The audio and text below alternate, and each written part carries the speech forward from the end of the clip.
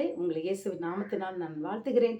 தேவனுடைய பிரதான கிருபையும் இரக்கமும் அன்பும் சமாதானமும் சந்தோஷமும் தேவ பிரசன்னமும் அவருடைய மகிமையும் அவருடைய வருகை மட்டும் என்றென்றைக்கும் நம்மோடு நிலைத்திருப்பதாக. ஆமென். ஹல்லேலூயா. பிரியமானவர்களே, இன்றைக்கு அநேகர் கொஞ்சம் ஒரு வேதனை தரக்கூடிய காரியம் என்னன்னு சொன்னால், அநேகர் கடனில் நான் இருக்கிறேன், நான் கடன் பிரச்சனையில் மாட்டியிருக்கேன், எனக்கு ஜெபம் பண்ணுங்கன்னு சொல்லிட்டு வர்றாங்க. ஆனால் ஆண்டவரை அறிந்தவர்கள் தான், நான் நிறைய கடனில் இருக்கிறேன், எப்போ பாரு யார் வந்தாலும் கடன், நான் கடனில் இருக்கேன், கடன். அதுவும் எவ்வளவுன்னு கேட்டால் எவ்வளோ சொல்கிறாங்கன்னா லேக்ஸில் தான் சொல்கிறாங்க. ஏன்னா கடன் அதிகமானவொடனே தான் அவங்களுக்கு அந்த உணர்வு வருதான்னு சொல்லி தெரியல. அதிகமான ஏன் அப்படின்னு கேட்டால் தெரியலன்றாங்க. எதனால இந்த கடன் வந்தது அப்படின்னா எங்களுக்கு தெரியல, கொஞ்சம் கொஞ்சமாக ஏறிடுச்சு. பிரியமானவர்களே, இன்றைக்கு நம் தேவன் சொன்ன வார்த்தை என்ன தெரியுமா? நீயோ கடன் கொடுப்பாய், கடன் வாங்காதிருப்பாய். வேதத்தின் படி ஆண்டவருடைய பிள்ளைகளாகிய நாம் கடன் கொடுப்பவர்களாக, கடன் வாங்குபவர்களாக இருக்க முடியாது. அப்படின்னா நான் உன்னை நல்லா பிளஸ் பண்ணுவேன், ஆசீர்வதிப்பேன்னு அர்த்தம். அல்லேலூயா. இப்போ ஏன் இந்த கடன் வந்தது? ஒன்றும் இல்லை பிரியமானவர்களே, திருமணம் முடிந்த அந்த ஆரம்பத்தில் இருக்கிற கணவன் மனைவி அந்த புது வாழ்க்கையை தொடங்குறவங்க கொஞ்சம் ஞானமாய் அவர்கள் வாழ்ந்தால் போதும், கடனில் மாட்டிக்கிட வேண்டிய அவசியம் இல்லை. ஏன்னா முதல்ல அப்போ தானே போகிறாங்க, அவங்க வாழ்க்கையை ஆரம்பிக்கிறாங்க. அந்த வாழ்க்கையை ஆரம்பிக்கும் போதே கொஞ்சம் ஜாக்கிரதையாய் அவர்கள் இருந்தாங்கன்னா போதும், கடன் வராது. கடன்றது என்ன தெரியுமா? பெருவெள்ளம் போல. அது திடீர்னு அந்த கடன்லேயே இருந்துக்கிட்டு இருக்கும்போது திடீர்னு வெள்ளம் அடிச்சுட்டு போகிறது போல நம்ம சந்தோஷம், நம்ம சமாதானம், நம்ம வாழ்க்கையில் உள்ள எல்லாவற்றையும் அது கெடுத்து போட்டு போயிடும். இப்போது செல்லை ஓப்பன் பண்ண உடனே முதல்ல வர்றது என்ன தெரியுமா? உனக்கு 5 லட்சம் கடன் தாரேன்.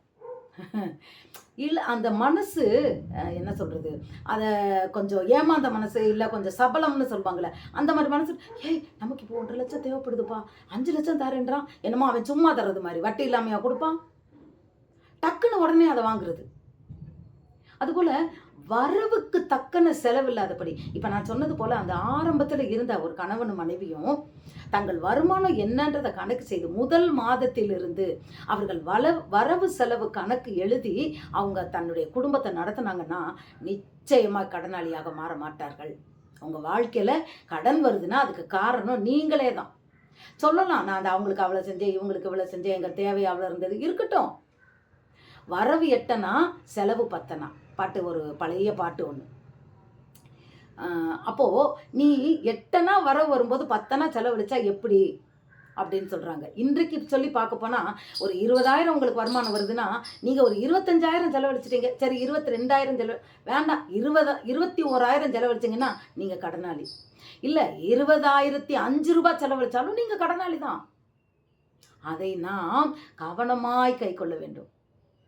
அதாவது ஒரு லிஸ்ட் போடணும், தேவைகள் என்ன அதை குறைச்சிக்கணும். அதாவது நம்மளுடைய வசதிக்கு நம்ம என்ன செய்யணும். சிலர் வீடு கட்டுறதுனால அப்போது அந்த வருமானத்துக்கு உள்ள செலவழித்து ஒரு 10,000 ரூபா வருமானம் வந்தால் நீங்கள் 1000 ரூபாயை மிச்சம் பண்ணாதீங்க, ஒரு 200 ரூபாய், ஒரு 100 ரூபாயை மிச்சம் பண்ணுங்க. அது நமக்கு கை கொடுக்கும் பிரியமானவர்களே. ஒரு அவசர செலவு, அதுக்கு தானே கடை வாங்குவீங்க. இன்னைக்கு இந்த அவசர செலவுக்கு இந்த பணம் உதவும். அதை எந்த காரணத்தை கொண்டும் எடுக்கக்கூடாது. நான் ஆரம்ப நாட்களில் நாங்கள் குடும்பம் நடத்தும் போது நான் வேலைக்கு போகல, என் கணவர் மட்டும்தான். அப்போ அந்த குழந்தைக்கு டெய்லி ஒரு முட்டை கொடுக்கணுன்னு உடனே நான் என்ன செய்வேன், அன்றைக்கு ஒரு முட்டை 25 பைசா. அப்போது 25 பைசான்னு சொல்லிட்டு அந்த காசை மட்டும் என்னோட பெட்டிக்கு அடியில், ஒரு தகர பெட்டி தான் வச்சுருப்போம் ட்ரெஸ் வைக்கிறதுக்கு, அந்த பெட்டிக்கு அடியில் என்ன செய்வேன், அந்த பைசாவை மொத்தமாக அந்த பிள்ளைக்கு உரிய முட்டைக்கு உரிய காசை மட்டும் நான் அடியில் போட்டு மூடி வச்சுருவேன். அதுலேருந்து தான் டெய்லி எடுத்து அந்த பிள்ளைக்கு முட்டை வாங்கி கொடுப்பேன். ஏன்னா இப்போ அந்த காசு மொத்தமாகவே கிடந்ததுன்னு வச்சுக்கோங்க, ஏதோ ஒரு செலவில் நம்மளே எரியாமல் செலவழிச்சிட்டா பிள்ளைக்கு கடைசி ஒரு வாரம் முட்டை இல்லாமல் போயிடும். ஞானம் உள்ளவர்களாய் தேவையை, அப்போது செலவு, அதில் ஒரு கொஞ்சம் காசை, வருமானத்தில் கொஞ்சம் பகுதியை சேர்த்து வைப்பவர்கள் கடனாளியாக இருக்க மாட்டாங்க, ஐஸ்வர்யவானாக மாறுவாங்க. ஒத்த ஒத்த துளி தான். நீங்கள் வேணால் ஒரு ஒரு நீங்கள் நைட்டு தூங்குவீங்கல்லப்பா, அப்போ வந்து ஒரு பக்கெட்டில் தண்ணியை நீங்கள் ஒரு சின்ன பானையில் ஒரு சொட்டு விழுகிறது மாதிரி உங்கள் குழாயில் தண்ணியை திருக்கி வச்சுட்டு நைட்டு தூங்குங்க. காலையில் முழிச்சு பாருங்களேன், பானை ரொம்ப இருக்கும். ஆனால் விழுந்தது சொட்டு சொட்டு. இது போல் தான் பிரியமானவர்களே, நீங்கள் சிறுக சிறுக சிறுக சிறுக சேர்க்கிற தொகை பெருந்தொகையாய் மாறும். உங்களுக்கு அது ஐஸ்வர்யத்தை கொடுக்கும், ஆசீர்வாதமாக இருக்கும், சந்தோஷத்தை கொடுக்கும், உங்களுக்கு அதிக உதவியாக இருக்கும். ஆனால் வருமானத்துக்கு மேலே செலவு பண்ணிட்டு முதல்லையே நம்ம வந்து அகலக்கால் வைப்போம்னு சொல்லுவாங்க, அந்த மாதிரி வச்சுட்டு வாழ்க்கையை என்ஜாய் பண்ணி வாழ்ந்துட்டு கடன் ஆன உடனே அந்த கடன் அடைக்கிறதுக்கு இன்னொரு கடன் வாங்குவாங்க. இது பெரிய பெரிய தப்பு. கடன் வந்துருச்சுன்னா அந்த கடனை அடைச்சி முடிக்கிற வரைக்கும் உறுதியாக இருக்கணும். நான் கடனை அடைச்சே தீருவேன், இந்த கடன் எனக்கு இருக்கக்கூடாதுன்னு சொல்லி அவங்க என்ன பண்ணணும், ஸ்டபான அந்த கடன் அடைப்பதற்கு எந்தெந்த வழியில் பண்ணலாம். 2வது வருமானம் இல்லாமல் கடன் அடைக்க முடியாது, அதுதான் முக்கியம். இப்போ ஒரு கடன் வந்தால் இன்னொரு வருமானம், ஏன்னா இந்த வருமானம் பத்தலைன்னு தான் கடன். அப்போ வேறு வழியில் எப்படி நாம் வருமானத்தை ஈட்டுவது? ஹார்ட் ஒர்க் பண்ணணும், இரவு பகலாய் அயராது உழைக்கணும், தூங்கக்கூடாதுன்னு சொல்லலை. அதாவது அக்கறை இல்லாதபடி அசட்டையோடு வாழக்கூடாது. கடன் அடைக்கிற வரைக்கும் உங்களுக்கு தூக்கம் வரக்கூடாது, அதுதான் உண்மை. கடன் அடைக்கிற வரைக்கும் தூக்கம் வரக்கூடாது. கடனை அடைச்சிட்டிங்கன்னா அதுக்கப்புறம் வர்ற வருமானத்தில் மறுபடியும் நீங்கள் உங்கள் வாழ்க்கையை ஆரம்பிக்கலாம். இன்னொன்று, அந்த ஆரம்பத்தில் இருக்கிறவங்க செய்கிற தப்பு, முதல்லையே என்ன பண்ணுறதுன்னா வசதியை தேடுறது. வீடை கட்டுறேன், கார் வாங்குகிறேன், பெரிய பிஸ்னஸ் பண்ணுறேன். அவங்களோட கொஞ்சம் பணத்தை பார்த்தவொடனே அவங்க ஆட ஆரம்பிச்சிடுறது. இது வந்து அவங்கள பெரிய கடன்ற குழியில் போய் தள்ளிடுது. அந்த குழியிலேருந்து அவங்களால மீண்டு வரவே முடியலை. என்ன கயர் பட்டாலும் அவங்கள தூக்க முடியலை. பெரியமானவர்களே, கடன்லேயே அமுங்கி போய் கிடக்குறாங்க, இருட்டுக்குள்ளே கிடக்குறாங்க. அவங்க வாழ்க்கையில் சந்தோஷம் இல்லை, சமாதானம் இல்லை, கவலை தான். எப்போ எந்திரிப்போம். அதாவது முதுகு மேலே மூட்டைன்னு ஏறிடுது. அந்த மூட்டையை இறக்கி வைக்க முடியல. மூட்டை வரும்போதே அதை இறக்கி வச்சாச்சுன்னா அடுத்த மூட்டை மேலே ஏறாமல் பார்த்துக்கிட்டா எவ்வளோ நல்லது. இதுதான் பெரியமானவர்களே, இன்றைக்கும் நீயோ கடன் கொடுப்பாய், கடன் வாங்காதிருப்பாய்ன்ற வார்த்தையின்படி கடன் வாங்காத படிக்க பெரிய வீடு, ஒரு வீடு கட்டுறீங்களா, சிம்பிளாக போதும். 3 பெட்ரூம், பெரிய பெட்ரூம், இடம்லாம் வச்சு நான் ஒரு கிரவுண்டு தான் வாங்குவேன். இல்லை, உங்கள்கிட்ட இருக்கிறத பாருங்கள். அது மாதிரி இன்றைக்கி ஒரு சாமான் வாங்கணுமா, ஒரு பொருள் வாங்கணுமா, பணத்தை சேர்த்துட்டு வாங்குங்க. இஎம்ஐ கட்டி தயவு பண்ணி வாங்காதீங்க. இன்றைக்கு எல்லா இடத்துலையும் அதுதான் இருக்குது.